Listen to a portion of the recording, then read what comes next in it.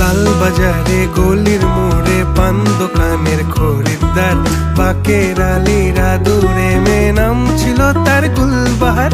লাল বাজারে গলির মোড়ে পান দোকানের খরিদ্দার, বাকের আলীরা দূরে মেয়ে নাম ছিল তার গুলবাহার। নাম ছিল তার গুলবাহার, দেখতে ভারী চমৎকার, তুলনা যে হয় না তার হোসনে আরা গুলবাহার। বাকের আলীরা দূরে মেয়ে নাম ছিল তার